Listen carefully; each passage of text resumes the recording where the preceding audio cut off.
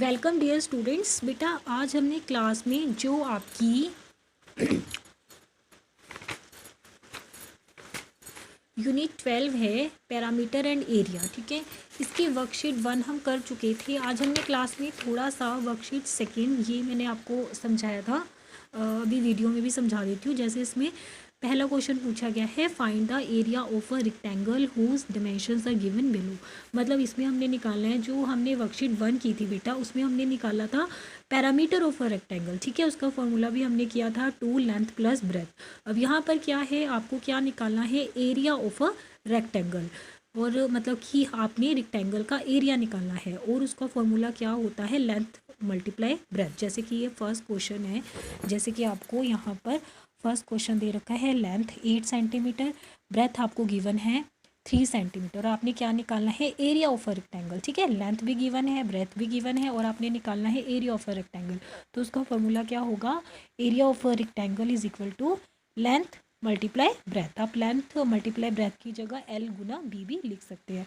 तो लेंथ की जगह पर हम लेंथ की वैल्यू पुट कर देंगे 8 सेंटीमीटर, मल्टीप्लाई की जगह पर मल्टीप्लाई का साइन आ जाएगा, और ब्रेथ की जगह पर ब्रेथ की वैल्यू पुट कर देंगे 3 सेंटीमीटर। फिर हम मल्टीप्लाई का साइन है तो मल्टीप्लाई कर देंगे 8 3 ज़ा 24।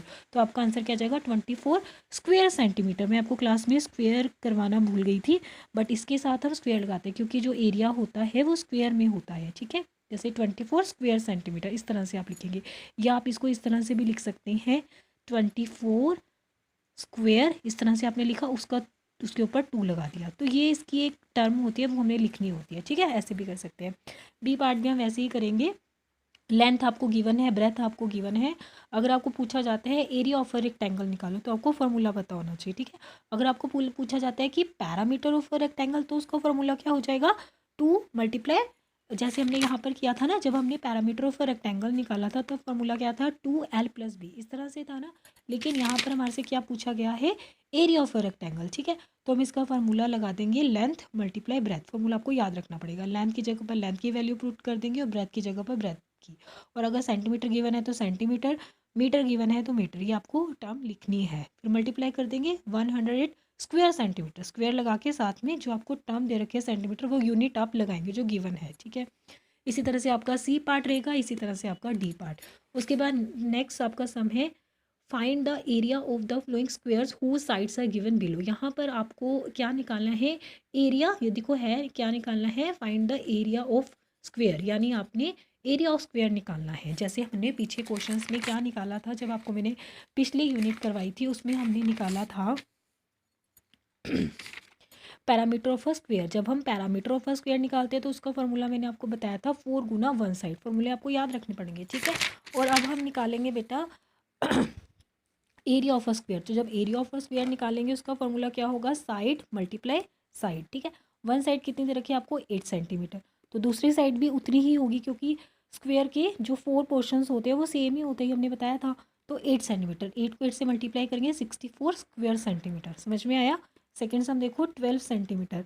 क्या निकालना है, देखो आपको 1 साइड दे रखी है, ठीक है, इससे भी आपको पता चल रहा होगा कि ये स्क्वेयर है, और लिखा भी है कि आपने एरिया ऑफ स्क्वेयर निकालना है। तो जब आपको निकालना है एरिया ऑफ स्क्वेयर तो आपको फॉर्मूला याद होना चाहिए कि उसका फॉर्मूला होता है साइड मल्टीप्लाई साइड। 1 साइड 12 है तो दूसरी साइड भी 12 है, उसको उससे मल्टीप्लाई करेंगे 144 स्क्वेयर सेंटीमीटर। इस तरह से आपका आंसर आ जाएगा, ठीक है। उसके बाद आपका थर्ड क्वेश्चन देखो, यहाँ पर इसी तरह से आप बी पार्ट करेंगे बेटा, इसी तरह से आप बी पार्ट करेंगे इसका, और इसी तरह से आपका सी पार्ट होगा। सेकेंड थर्ड सम देखो, the length of a carpet is 1.5 metre and the breadth is 1.3 metre, find the area of a carpet. एक कारपेट है, उसकी लेंथ आपको गिवन है 1.5 मीटर, ब्रेथ गिवन है 1.3 मीटर। क्या निकालना है, find the area of a carpet. देखो लेंथ गिवन है, ब्रेथ गिवन है, ठीक है, यानी ये रेक्टेंगल है, निकालना क्या है, एरिया ऑफ रेक्टेंगल। इसी तरह से तो हम यहाँ पर स्टेटमेंट बना सकते हैं। देखो आपको लिखा है लेंथ ऑफ अ कारपेट, आप स्टेटमेंट बनाएंगे, स्टेटमेंट बनाई नहीं आती तो स्टेटमेंट यहीं से बनती है, लाइन से जो आपको गिवन होती है। Length of the carpet is equal to कितनी है, 1.5 मीटर की जगह पे m। उसके बाद ब्रेथ है ये, तो आप लिख देंगे breadth of the carpet is 1.3 metre. निकालना क्या है बेटा, हमने एरिया, ठीक है, लेंथ गिवन है, ब्रेथ गिवन है, एरिया निकालना है, यानी फॉर्मूला क्या होगा आपका, एरिया ऑफ द कारपेट, वही लेंथ मल्टीप्लाई ब्रेथ। समझ में आ रहा है ना, क्योंकि आपको लेंथ भी गिवन है, आपको ब्रेथ भी गिवन है। तो अब आपके दिमाग में होगा कि ये रेक्टेंगल का पैरामीटर वाला फॉर्मूला लगेगा कि एरिया वाला। तो ये देखो यहाँ पर साफ लिखा है एरिया, तो अभी हमने डिस्कस किया कि रेक्टेंगल का जो एरिया वाला फॉर्मूला था उसका फॉर्मूला क्या होता है, लेंथ मल्टीप्लाई ब्रेथ, या इसकी जगह पे एल मल्टीप्लाई बी भी लिख सकते हैं आप। वैल्यूज पुट कर देंगे 1.5 मीटर एंड 1.3 मीटर। देखो जब मैंने आपको बोला था कि जब आप मल्टीप्लाई करेंगे पहले तो आप सिंपल मल्टीप्लाई कर दो, डॉट को भूल जाओ पॉइंट को, उसके बाद आप क्या करेंगे जब आपका आंसर आ जाएगा, देखो या 1 पीछे से काउंट करेंगे, पीछे से 1 पॉइंट के बाद डॉट है ना 1, ठीक है, यहाँ से काउंट करो 2, यानी 1 के बाद डॉट है, यहाँ 1 के बाद, तो 1 2 हो गया। अब यहाँ पर हम 2 के बाद डॉट लगा सकते हैं, 1 2, यहाँ डॉट लगा दिया, क्योंकि अगर आप सिंपल ऐसे करते रहेंगे ना फिर कन्फ्यूजन हो जाती है, इसलिए पहले आप सिंपल मल्टीप्लाई करो उसके बाद कर सकते हैं 1 2, इस तरह से 1.9 स्क्वायर मीटर, ठीक है। नेक्स्ट हम देखो, the length of one side of a square हैंगरचीफ is 32 centimetre, find the area of the हैंगरचीफ। यहाँ पर आपको देखो स्क्वायर दे रखा है, वन साइड दे रखी है 32 सेंटीमीटर, यानी कौन सा फॉर्मूला लगेगा यहाँ पर, स्क्वायर का, area of a square, side multiply side. तो इसी तरह से यहाँ पे आपकी देखो यहीं से बन जाएगी साइड ऑफ स्क्वायर हैंगरचीफ। तो मतलब कि साइड ऑफ अ स्क्वायर हैंगरचीफ कितनी दे रखी है, 32 सेंटीमीटर। निकालना क्या है हमें, देखो क्या निकालना है हमें, क्या फाइंड आउट करना है, एरिया ऑफ द हैंगरचीफ। तो हम यहाँ पे लिख देंगे एरिया ऑफ द हैंगरचीफ, फॉर्मूला क्या हो जाएगा, साइड मल्टीप्लाई साइड, जो ऊपर हमने किया है। तो एक साइड 32 है, दूसरी भी 32 मल्टीप्लाई करेंगे आपका आंसर आ जाएगा। जब आप आंसर आएगा तो आपने स्क्वायर लगाना है, सेंटीमीटर है तो सेंटीमीटर, मीटर है तो मीटर, सेंटीमीटर दे रखे है तो हमने सेंटीमीटर लगा दिया। फिफ्थ क्वेश्चन देखो, the length of a playground is 28 metre and the breadth is 16 metre, find the area of the playground. अब अगेन देखो लेंथ दे रखी है आपको, ब्रेथ दे रखी है आपको, निकाल फाइंड आउट क्या करना है, एरिया।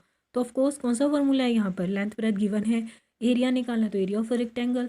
तो स्टेटमेंट यहीं से बनेगी, लेंथ ऑफ द प्लेग्राउंड, जिसको स्टेटमेंट बनाने में दिक्कत आती है बेटा उसकी यहीं से बनेगी, लेंथ ऑफ द प्लेग्राउंड। देखो यहीं पर हम लिखेंगे length of the playground is equal to, कितना दे रखा है आपको, 28 मीटर, तो आप लिख देंगे 28 मीटर। फिर breadth of the playground is 16 metre. निकाल हमने फाइंड आउट क्या करना है, एरिया ऑफ द प्लेग्राउंड। तो फॉर्मूला लग जाएगा आपका रेक्टेंगल वाला, लेंथ मल्टीप्लाई ब्रेथ, एल गुना बी। तो लेंथ की जगह पे लेंथ की वैल्यू पुट कर देंगे और ब्रेथ की जगह पे ब्रेथ की, ठीक है।